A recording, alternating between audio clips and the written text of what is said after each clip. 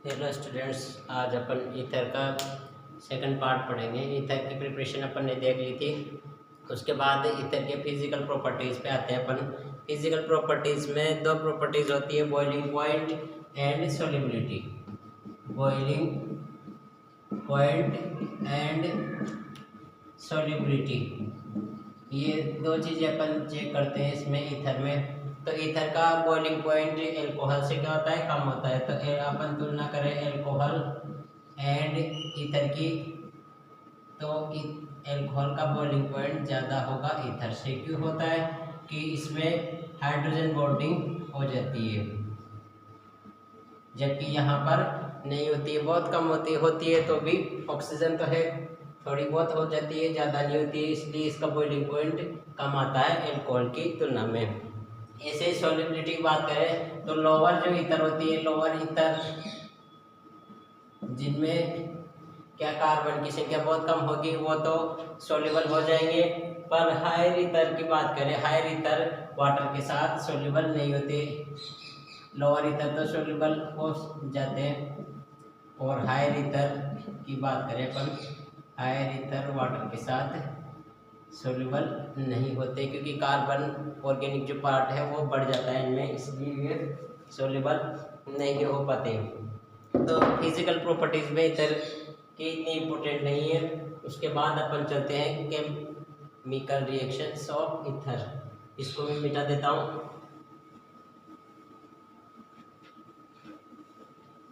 Chemical reactions of ether, chemical reactions देखेंगे अपन ether की। Chemical reaction of ether, इसमें अपन देखेंगे ईथर में cleavage of carbon and oxygen bond cleavage. ये carbon और ऑक्सीजन बॉन्ड क्लीवेज होगा, क्योंकि इधर में दोनों तरफ क्या है, कार्बन ऑक्सीजन कार्बन, तो इधर भी कार्बन ऑक्सीजन बॉन्ड ही क्लीवेज होगा, तो इधर भी यही होगा। तो एक ही जैसी रिएक्शन से देते हैं carbon oxygen bond cleavage. Carbon oxygen bond cleavage, cleavage और कार्बन ऑक्सीजन बॉन्ड। इसमें ईथर में सबसे इम्पोर्टेंट रिएक्शंस आती है, वो है जिसे अपन बोलते हैं जिस मेथड, या इसे भी बोला जाता है एस्टिमेशन ऑफ एल्कोक्सी ग्रुप। इससे इस मेथड से क्या किया जाता है, एल्कोक्सी ग्रुप का एस्टिमेशन किया जाता है। एल्कोक्सी ग्रुप जो ऑक्सीजन के जैसा CH3 ग्रुप होता है वो एल्कोक्सी ग्रुप होगा, उसका एस्टिमेशन किया जाता है। तो अपन सबसे पहले जनरल ईथर ले लेते हैं। ये ईथर मैंने लिया।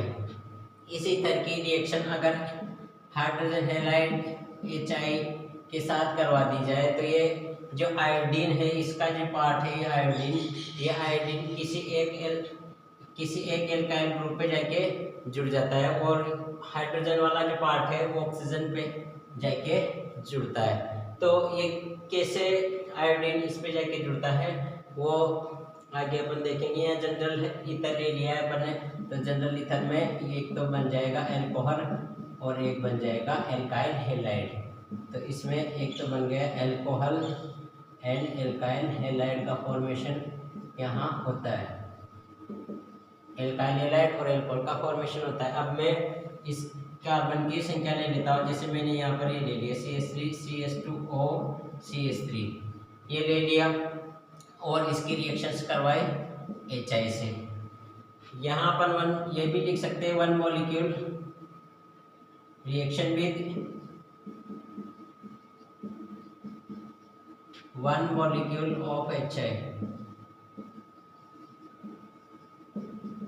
HI का क्या है, अपन ने 1 मोल लिया है, बस HI का 1 मोल लिया है। तो ये HI क्या करेगा, इधर ये कार्बन भी क्या है 1 डिग्री कार्बन है, और ये कार्बन क्या है 0 डिग्री कार्बन। 0 डिग्री का मतलब इससे कोई कार्बन जुड़ा हुआ नहीं है इधर, तो इसे अपन बोलेंगे 0 डिग्री कार्बन। तो यहाँ पर ये जो आयोडीन होता है, ये आयोडीन क्या करता है, जिधर मिथाइल जिधर लेस सब्स्टिट्यूटेड कार्बन रहेगा, मतलब जिधर ये छोटी रहेगी उस साइड जाके ये आयोडीन जुड़ जाता है। तो ये इस मिथाइल से जुड़ेगा और ये हाइड्रोजन इस ऑक्सीजन से जाके जुड़ जाता है। तो यहाँ जो रिएक्शन होगी वो ये ऐसे होगी, CH3 CH2OH प्लस CH3 और मिथाइल आयोडाइड यहाँ बनेगा और एल्कोहल बन जाएगा, एथेनॉल बन जाएगा।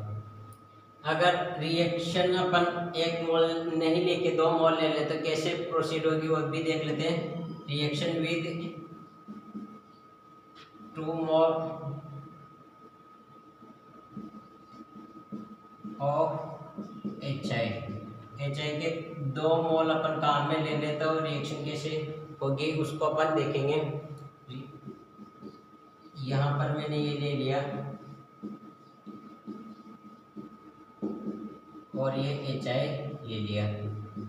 HI के कितने मोल लिए? 2।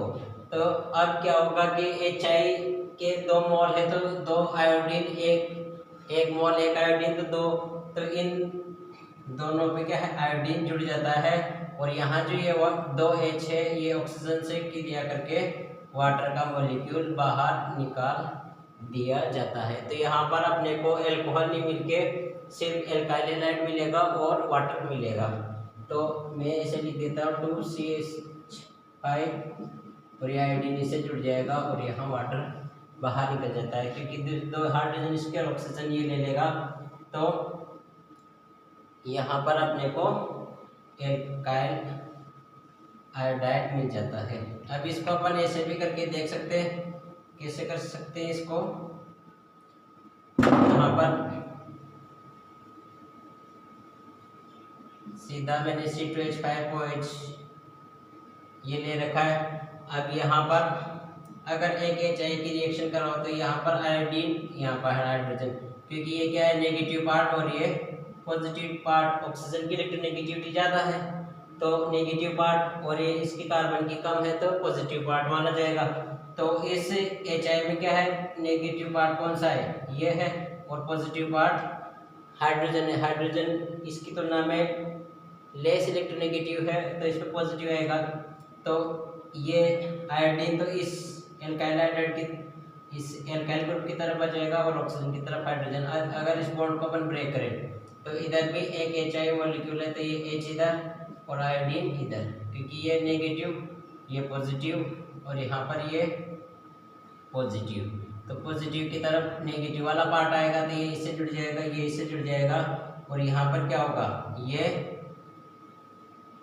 वाटर का मॉलिक्यूल का फॉर्मेशन हो गया। तो यहाँ पर जब भी 2 मोल HI लिया जाता है तो वाटर मॉलिक्यूल बाहर निकलता है। तो ये ध्यान रखना, इम्पोर्टेंट रिएक्शन है, इसे मैं मिटा देता हूँ।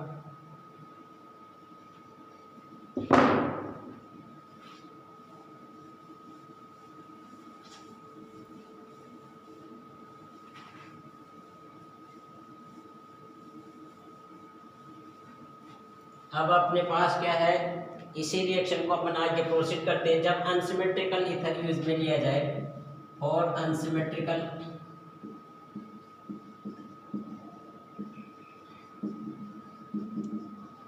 ईथर, तब रिएक्शन कैसे होगी। अनसिमेट्रिकल ईथर लेने पर जैसे मैंने यहाँ CH3 CH2 O, यहाँ भी कार्बन ले लेते हैं CH3 O और यहाँ ले लिया CH3 और इसकी रिएक्शन करवा दी HI के साथ। HI के साथ जब रिएक्शन होगी तो यहाँ पर ये देखें तो ये कार्बन 2 डिग्री है और यहाँ पर ये कार्बन 0 डिग्री है और इस कार्बन के 2 डिग्री होने से इसका क्या है कि साइज बहुत ज़्यादा हो जाता है और आयोडीन एक बड़ा मॉलिक्यूल है तो इस पे आके नहीं जुड़ेगा ये, और इस कार्बन का साइज क्या है छोटा है तो आयोडीन की बड़ी साइज होने से छोटे साइज वाले पे वो आसानी से अटैक कर सकता है। आयोडीन न्यूक्लियोफाइल है तो ये आयोडीन जाके जुड़ेगा इससे और एक H जाके जुड़ेगा इससे। तो यहाँ पर जो बनेगा CH2 CH3 और यहाँ ये OH प्लस CH3 और आयोडीन, ये दो एल्कोहल अपने को मिला, एक एल्कोहल और एक एल्काइल हैलाइड। ऐसे ही अगर रिएक्शन को अपन ऐसे ले लेते हैं, ये ले लिया मैंने,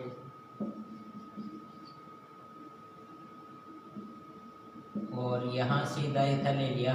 टर्सरी ईथर जब काम में लिया जाता है, इम्पोर्टेंट है ये, तो टर्सरी ईथर काम में लेंगे जब क्या होगा, टर्सरी के साथ HI की रिएक्शन जब करवाई जाती है, हाइड्रोजन आयोडाइड की रिएक्शन जब करवाई जाती है इस ईथर पे, टर्सरी ईथर पे, तो क्या होता है कि जब ये बॉन्ड यहाँ से क्या होगा, टूटेगा, तो यहाँ क्या आएगा, नेगेटिव, और इस पे क्या आएगा, पॉजिटिव आ जाएगा। तो 3 डिग्री कार्बोकेटाइन जो रहेगा वो मोर स्टेबल कार्बोकेटाइन होता है। तो 3 डिग्री कार्बोकेटाइन से बनने वाला जो प्रोडक्ट रहेगा वो भी मेजर प्रोडक्ट अपने को मिलेगा। तो यहाँ पर ये जो HI में से आयोडीन जो है, वो आयोडीन इस मिथाइल से नहीं जुड़कर इस कार्बन से जुड़ता है, क्योंकि यहाँ पर जो पॉजिटिव चार्ज बनेगा बाद में वो मोर स्टेबल बनेगा, और फिर उस पर आयोडीन जब अटैक करेगा तो वो मेजर प्रोडक्ट बनेगा। इसलिए यहाँ पर क्या होता है कि ये मिथाइल से नहीं लग के आयोडीन इस पे लगता है और ये बॉन्ड क्लीवेज हो जाता है, और यहाँ ये जो H है वो इससे जाके जुड़ जाएगा। तो यहाँ रिएक्शन ये हो जाएगी CH3 और आयोडीन लग गया, और यहाँ पर CH3OH मेथनॉल बनेगा, और ये मेजर प्रोडक्ट यहाँ पर ये बनता है 3 डिग्री कार्बोकेटाइन होने के कारण, 3 डिग्री होने के कारण। अब 3 डिग्री होने पर ही ये स्टेबिलिटी चेक की जाएगी, 2 डिग्री होने पर नहीं की जाएगी। ये ध्यान रखना कि यहाँ 2 डिग्री है तो यहाँ पर भी जुड़ना चाहिए था 2 डिग्री, या 1 डिग्री होने पर अपने को उसको नहीं देखना है, छोटे वाले ग्रुप को देखना है उसके बाद, और 3 डिग्री होने पर ही इसको अपने को देखना है। 3 डिग्री मोर स्टेबल बनेगा इसके कारण।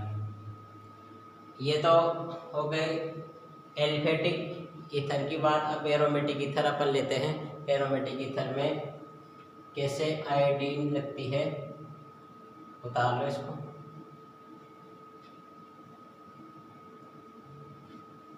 ठीक है, इसको मिटाते हैं।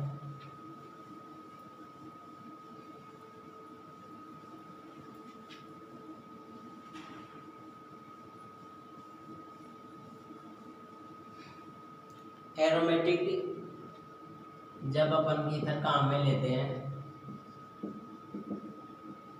एरोमेटिक ईथर में ये रिएक्शन कैसे प्रोसीड होती है वो चेक करेंगे अपन। ये मैंने डायरेक्ट यहाँ से क्या ले लिया, ईथर ले लिया, बेंजीन रिंग के साथ HI से रिएक्शन करवाई। अब यहाँ पर क्या है, अगर ये बॉन्ड ब्रेक होने की संभावना इधर भी है और यहाँ पर भी है। अब ये जो कार्बन है ये कैसा कार्बन है, यहाँ जो कार्बन है 2 डिग्री कार्बन है, क्योंकि इससे इधर कार्बन जुड़ा हुआ है और यहाँ पर भी कार्बन जुड़ा हुआ है। और मैंने कहा 1 डिग्री कार्बन 2 डिग्री कार्बन जब आ जाए तो उसको अपने को नहीं देखना, क्योंकि अगर ज़्यादा स्टेबिलिटी अगर आती है, अपनी बहुत ज़्यादा स्टेबिलिटी आ रही हो तब जाके अपन इनको देखेंगे। अगर नहीं आ रही है और स्टेबिलिटी को ख़त्म कर रहे हैं तो उस टाइम पे इनको नहीं देखना है। तो यहाँ पर क्या है, 2 डिग्री है, और इसको मैं अगर यहाँ से बॉन्ड ब्रेक करता हूँ तो यहाँ पॉजिटिव चार्ज आएगा और यहाँ नेगेटिव आएगा। तो ये क्या है, इस कार्बन की स्टेबिलिटी को क्या करता है, कम करता है। इसलिए ये बॉन्ड ब्रेक नहीं होके ये बॉन्ड ब्रेक होता है और मिथाइल से ये जुड़ जाता है। तो यहाँ पर अपने को एक तो मिलता है फिनॉल और एक मिथाइल आयोडाइड। ऐसे ही अगर अपन एक और ले लेते हैं बेंजीन रिंग के साथ, ये ले लिया मैंने, ये HI ले लिया। अब क्या होगा, अब आयोडीन किस साइड पे जाके लगेगा, ये जो आयोडीन है ये आयोडीन किस साइड जाके जुड़ेगा ये अपने को देखना है। तो पहले इस बॉन्ड को ब्रेक करके देखते हैं अपन। यहाँ बॉन्ड ब्रेक हुआ, इसको यहाँ नीचे लिख लेता हूँ मैं, जब इस बॉन्ड को अपन ब्रेक करेंगे तो क्या होगा, ये बनेगा, ये और ये बेंजीन रिंग है। और यहाँ पर जब इस बॉन्ड को ब्रेक करते हैं तो ये सिचुएशन आती है, ये नेगेटिव और ये पॉजिटिव, इलेक्ट्रॉन्स को इधर खींचेगा, ये ऑक्सीजन इलेक्ट्रोनेगेटिव है। तो इसको अपन इस स्ट्रक्चर को ऐसे लिख सकते हैं। तो ये जो कार्बोकैटायन है ये कैसा है, बेंजाइलिक कार्बोकैटायन है। और बेंजाइलिक कार्बोकैटायन क्या होता है, मोर स्टेबल होते हैं, मोर स्टेबल कार्बोकैटायन होते हैं, क्योंकि रेजोनेंस से ये स्टेबल हो जाएगा। ये बॉन्ड आ जाएगा तो ये पॉजिटिव आ जाएगा, जब ये बॉन्ड आ जाएगा तो ये पॉजिटिव आ जाएगा, और जब ये बॉन्ड आ जाएगा तो ये पॉजिटिव आ जाएगा, और वापस ये इससे स्टेबिलिटी ले लेगा। तो रेजोनेंस के कारण बेंजाइलिक कार्बोकैटायन मोर स्टेबल हो जाता है, इसलिए ये आयोडीन मिथाइल से नहीं लग के इस बेंजाइलिक कार्बोकैटायन से जाके लगता है, क्योंकि मोर स्टेबल स्ट्रक्चर उसको मिलती है। तो यहाँ पर जो प्रोडक्ट बनेगा वो ये बनेगा CH2OH प्लस CH3OH। यहाँ पर आयोडीन लग जाएगी CH2I, ये आयोडीन इससे जाके लग जाएगी, और ये H जो है ऑक्सीजन से जाके लग जाएगा। तो CH2I और यहाँ पर मेथेनॉल बन जाएगा। तो इस टाइप से अपन एक cleavage of carbon oxygen bond reactions देखी है इथर की, और वेरी वेरी इंपॉर्टेंट रिएक्शन है। जब भी इथर का क्वेश्चन बनता है इसी से बनता है, जिस जो मेथड है एस्टिमेशन ऑफ एल्कोक्सी ग्रुप, इसी से क्वेश्चन बनता है इथर का अधिकतर मैक्सिमम, क्योंकि इंपॉर्टेंट रिएक्शन है। इथर में एक ही इंपॉर्टेंट रिएक्शन है ये। Thank you.